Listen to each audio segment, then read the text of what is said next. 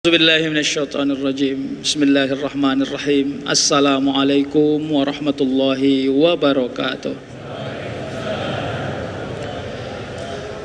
Hamdan wa syukran lillah, salatan wa salaman ala rasulillah la nabiyya ba'dah. Asyhadu an la ilaha illallah wa asyhadu anna muhammadan abduhu wa rasuluh. Allahumma salli ala Muhammadin tibbil qulubi wa dawaiha wa afiyatil abdani wa shifaiha wa nuril absari wa diyaiha wa ala alihi wa sahbihi ajma'in. Hasbunallah wa ni'mal wakil, ni'mal maula wa ni'man nasir, wa la hawla wa la quwata illa billahil aliyil azim. Saya bergembira hadir ke Bogor, ke Az-Zikra ini. Banyak rezeki yang saya dapati. Bukan dunia. Dunia itu adalah hadiah souvenir saja. Kalau kita hadir kepada satu undangan, bila kita menuliskan nama di buku undangan, maka kita pasti dapat sendok pendek, souvenir. Semua yang datang pasti dapat souvenir. Tapi tidak semua tamu bisa berfoto kepada pengantin. Maka saya bergembira hari ini. Alhamdulillah, ini tidak puji-puji. Saya orang Medan payah memuji, Pak. Yang payah menghina sebenarnya orang Medan itu.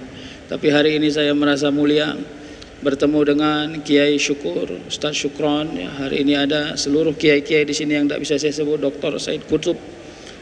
Tadi pula saya bertemu dengan Ustaz Abdul Somad pagi. Alhamdulillah, saya merasa bergembira. Rezeki saya dicukupkan Allah mendapati ketenangan hati bertemu kepada orang-orang yang selalu sujud kepada Allah, orang-orang yang selalu berzikir kepada Allah, orang-orang yang merindui Rasulullah sallallahu alaihi wasallam. Tidak ada makom paling tinggi daripada orang yang sedang belajar. Ketika dia tidak mau berhajat untuk dekat kepada orang soleh, maka hilanglah semua makom yang baik itu. Alhamdulillah, bapak-bapak, ibu-ibu, rezeki yang paling mewah dari orang taat itu adalah istiqomah. Jadi jangan pernah capek jadi orang taat. Kalau sudah jadi orang taat, jangan jelek wajah, harus cantik, harus ganteng. Walaupun hidungmu pesek, wajahmu hitam, tapi harus cantik. Karena orang-orang yang taat itu rezekinya adalah kesalehan. Dia merasai bahwa semua amal yang dia kerjakan bukan dunia tujuannya, ya. Wa mal hayatud dunya illa la'ibu wa lahun. Jadi kalau kita bicara tentang dunia, boleh enggak kita mencari dunia itu hanya pada urusan yang tertier saja? Karena memang makan itu hanya sejengkal, Pak. Kalau enggak percaya coba tes saja.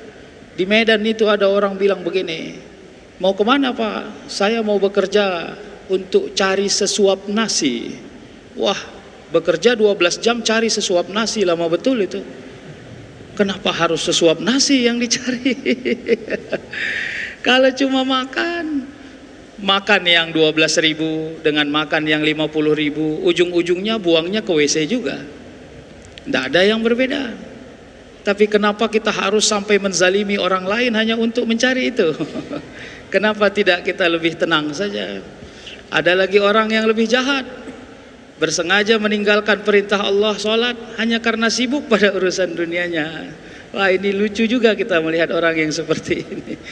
Fa'tabiru ya ulil albab. Kita hitung-hitung sajalah kira-kira, ya, bagaimana kemampuan kita, kekikiran kita, kezaliman kita, khianat kita kepada jalan yang sering kita tapaki. Kita perlu ingat, bumi ini bukan milik kita. Bumi ini milik Allah Subhanahu wa taala. Serius, saya enggak bohong, Pak. Enggak percaya, walaupun Allah enggak punya surat tanahnya, tapi Allah yang milik. Ya, kadang-kadang kita baru punya surat tanah aja sudah kereak kali itu, Pak. Kereak itu sombong, Pak, bahasa kampung kami. Jadi jangan, Pak, surat tanah bisa diciplak, Pak, bisa dicontoh banyak orang. Jadi jangan merasa berharga hanya karena merasa memiliki satu surat atau dua surat. Saya mau ambil satu hadis. Ya, apakah hadis ini masyhur di telinga kita, ya?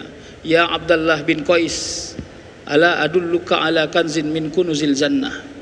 Qala bala ya Rasulullah. Qala la haula wala quwata illa billahil aliyil azim. Kira-kira itu begini. Abdullah bin Qais itu disampaikan dari Rasul, ya Abdullah bin Qais, kau mau tahukah satu amal yang dia sebenarnya sudah jadi buah di surga tapi bisa diamalkan di muka bumi? Lalu dia mengatakan, maulah ya Rasulullah. Apa itu? Lalu dikatakan la haula wala quwata illa billah. Obat sombong itu la haula wala quwata illa billah. Silahkan beli baju merek apapun, boleh. Tapi ada satu merek yang kau tidak boleh beli. Nama mereknya adalah sombong. Jadi kalau ada baju merek belakangnya sombong, tolong jangan beli Pak. Walaupun murah harganya, karena itu mengerikan. Sebab orang sombong itu dia khianat pada keberadaan dirinya.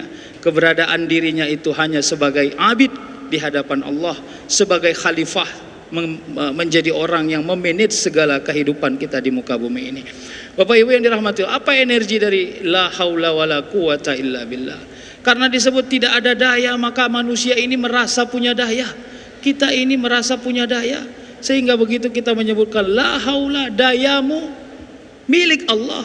Kalau Allah hilang pantauan atau tidak mau memantau lagi dayamu, maka semua tidak seimbang hidup di muka bumi ini, Pak.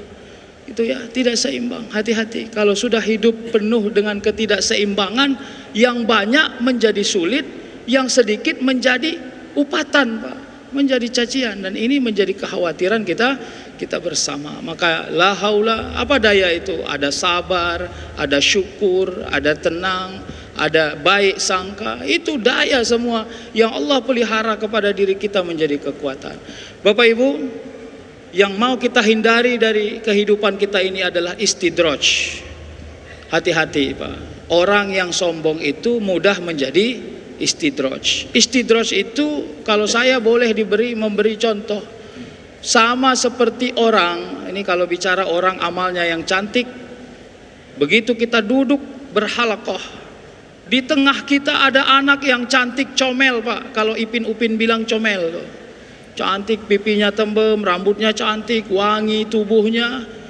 Kita coel-coel itu Pak. Colek-colek Pak. Senang kita mencolek-coleknya. Tapi dia risih Pak. Jangan om, jangan tante, jangan. Kita gembira mencoel-coelnya Pak. Kenapa? Karena sangat menggemaskan ini anak. Itu kalau amalmu baik, ujian-ujian itu seperti coel-coel saja itu. Wah itu. Begitu engkau kelihatan, jangan-jangan gembira para malaikat melihatnya, karena engkau kembali kepada yang memiliki. Setiap ada ujian, baliknya ke Allah. Setiap ada ujian, baliknya ke Allah. Gitu kira-kira begitu ya. Tapi coba kalau kita sudah kena istidraj Pak, itu seperti seorang anak yang duduk di tengah kita, tapi ingusnya keluar masuk Pak. Tuh, badannya bau matahari, mau nggak coel-coel Pak? Nggak mau Pak, kita diam. Terus dia nyangka apa? Alhamdulillah ini orang nggak mau ganggu saya. Mereka gembira dengan saya karena mereka nggak mau ganggu saya. Itu kasihan anak yang satu itu, dicoel-coel dari tadi itu. Nah, itu kasihan itu, padahal dia sudah tidak dapat perhatian dari banyak orang. Kira-kira begitulah. Hati-hati. Bila hidupmu enak dan jarang tidak enak, tanya sama Allah. Ya Allah, kok enak aja ini ya Allah? Kenapa? Jangan-jangan ada istidraj yang sudah lengket kepada dirimu.